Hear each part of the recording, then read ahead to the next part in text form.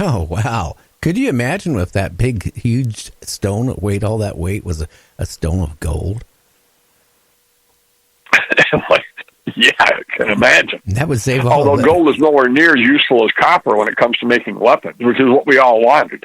Well, unless you're an alien and you're mining the earth for its minerals, but that's beside the point. Hey, if somebody that's a good one. Yeah, because there is that idea, that's why gold was so valuable, because of that possibility. Well, it kind of makes sense in a way. When you go across, like in the Amazon, you go everywhere. Then the natives, they had stashes of gold, right? And you'd think some way they had to find out it was worth something and it was precious. Otherwise, they would have had something else, like zinc or pewter or lead. Could have been worth this much to them. No, it was gold. So something out there, instilled into all these people all over, parts of the world, that gold was worth something.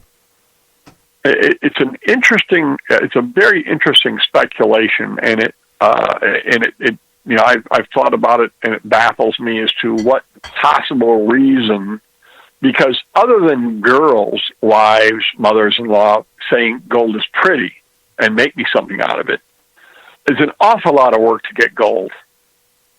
I mean, you really have to have a reason to want to get it. And I don't know of any ancient cultures who were coding their computer terminals with it like we do these days, or their cell phones. So something drove people to seek gold worldwide, other than, something did, and I'm not sure what it could be. The alien idea that aliens wanted the gold is as good a reason as any. Well, it's about the only one I can come up with. I can't come up with any reason why you would want this stuff other than it's pretty. And you can fake gold. So gold is a lot of trouble to recover. Oh yeah, and there's not much of it. No, not anymore, because they came and got it. Pretty rare. Yeah. Yeah, but it was rare then. I mean, you have to really work. Have you ever been to a gold mine? They're filthy, dirty, dangerous places. It's a lot of work to get this metal. Yeah, and silver too is actually, we're running out of silver too. So I mean that's the scary part, because silver is used a lot. In your cell phones and your computers and everything. And one of these days we're not going to have any. So I don't know. It's only a matter of time. Somebody's going to synthesize silver. Or something. The Chinese have probably already done it. They got everything. So if I was going, we can get it from them. If I was going to go on a road trip to Michigan and I had like a week, what places would you recommend for me to go? Me and my wife, just to go travel on and take a look at. What would be the cool sites? Well, with your area, with your area of interest, you want to see the unusual stuff. You don't necessarily want to go see another coffee shop, right? You want to see the unusual stuff. Right. I don't want to see a coffee shop. No. All right. Well, I would say if you go up the Keweenaw Peninsula, which is the peninsula that sticks way out into Lake Superior, you can do that in a week, and you can see the Estevant Pines, which is a stand of virgin pines up in Copper Harbor. You can go up, if you know where to go.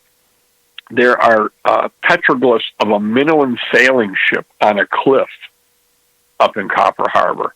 You can come down to Calumet, and there's you can Google this. You can Google the Keweenaw Wall.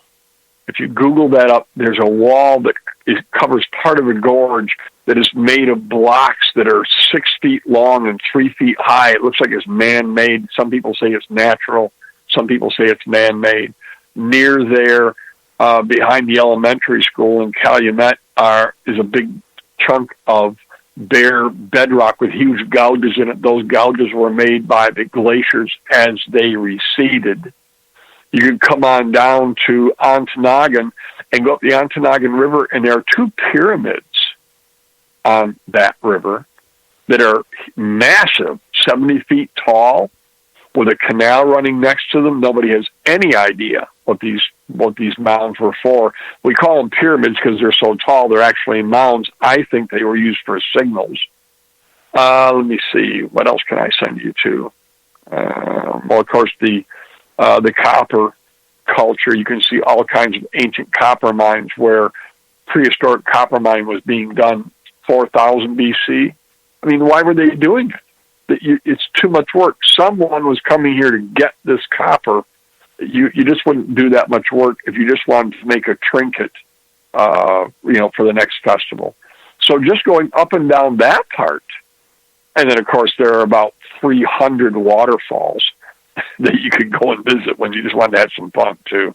So that's what I would do. I would try that part of the extreme north of Michigan if I just had 1 week. Oh, wow. So it's a lot of things to see. How about like old ghost towns and cemeteries and stuff like that? Because there's people that listen to my show that they're into like ghost hunting and stuff like that.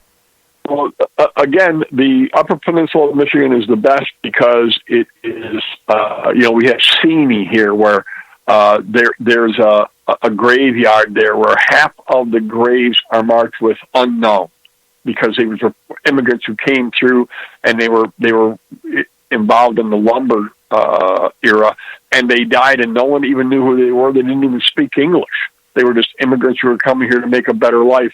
The Upper Peninsula of Michigan it is no good for agriculture. It was used for mining and for lumbering. And so much of what was there, the old towns, the old lumber towns, the old mining towns, those ghost towns are still there. Where in lower Michigan, the lower peninsula, that's all been developed and agriculture has pretty much taken away the ghost towns and the old graveyards. But in the Upper Peninsula, you can go from town to town and you'll find entire towns that, like the town I live in, the general store next to the inn I'm speaking to you from, when they closed the general store, when the lumber era ended, they just locked it up, and a lot of the products that were being sold in there are still there. In fact, if you Google the name of general store, American Pickers, the American Pickers came and picked this store a couple of years ago. Oh, wow. That's how how much stuff is in there from 75 years ago and 175 years ago. So if you're looking for the paranormal and you're looking for the ghost towns and the graveyards, the Upper Peninsula of Michigan is the best part. Well, it sounds like there's a lot of places to see. And you talk about an old store. I lived next to an old building. Oh, this is like when I first got married. So it was about 40 years ago. Anyway, the landlord was the son of the father, and it was an old pharmacy general store. Now, this is in Seattle, West Seattle. And he said, well, no one's been in there but me and my family. But come on in and take a look. And I went in there, and there was old canned goods that were sitting there like 50 years, medicine, hair shampoo. I mean, a complete store. Medicine's still on the shelf. Things you wouldn't even be allowed to manufacture it today. No. But it was. I'll tell you one of the very best places to go if you ever come to the Upper Peninsula of Michigan. One of the very best places to go is a tiny little town west of Escanaba called Hermansville.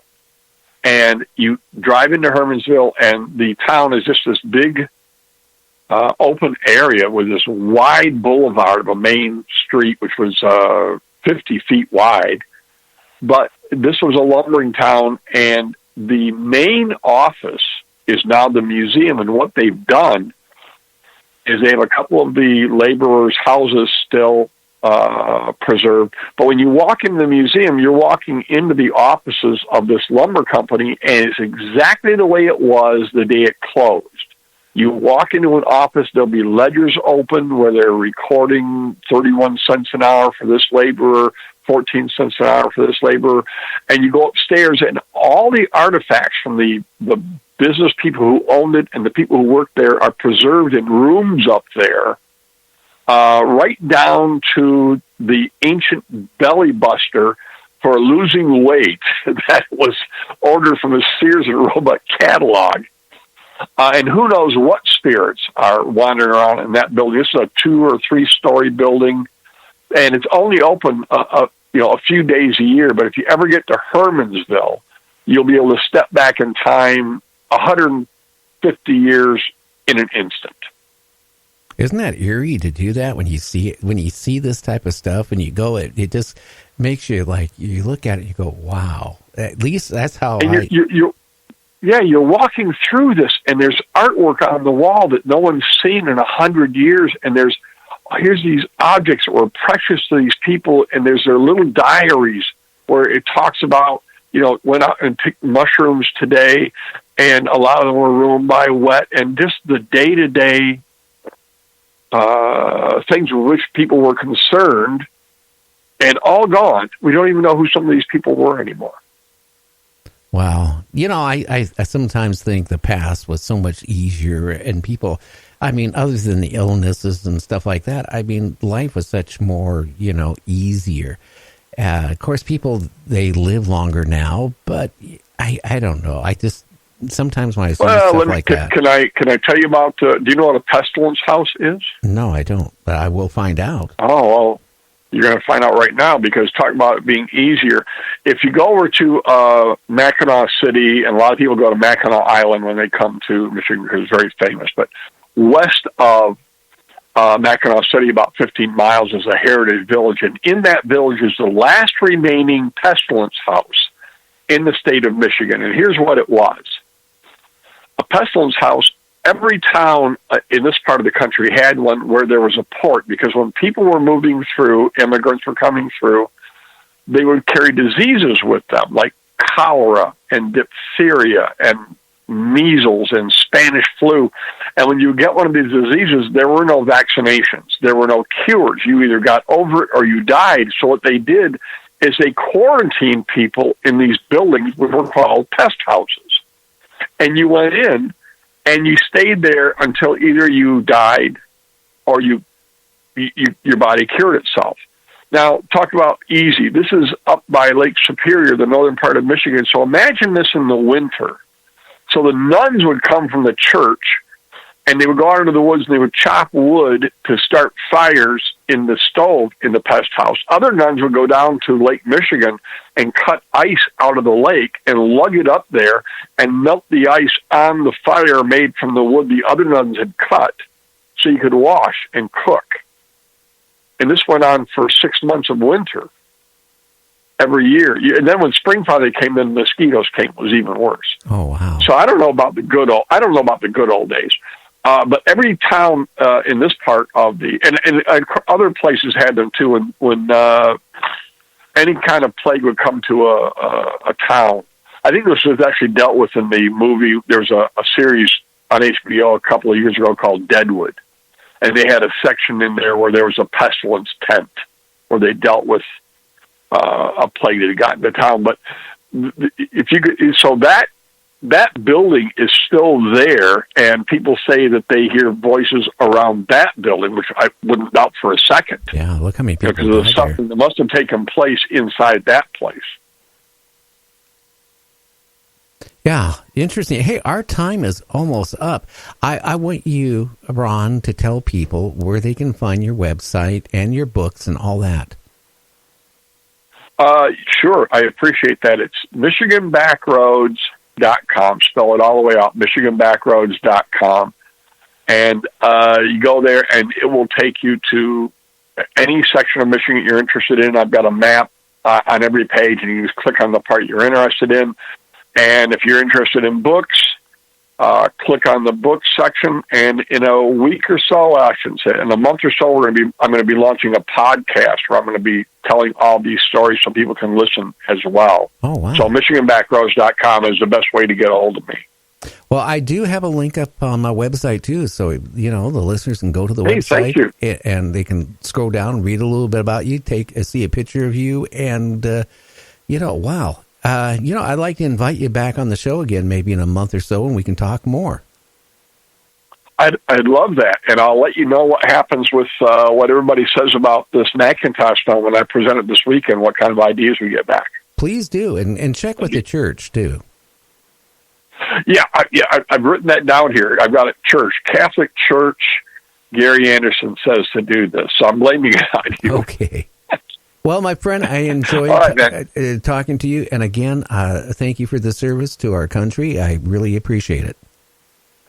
Thank you.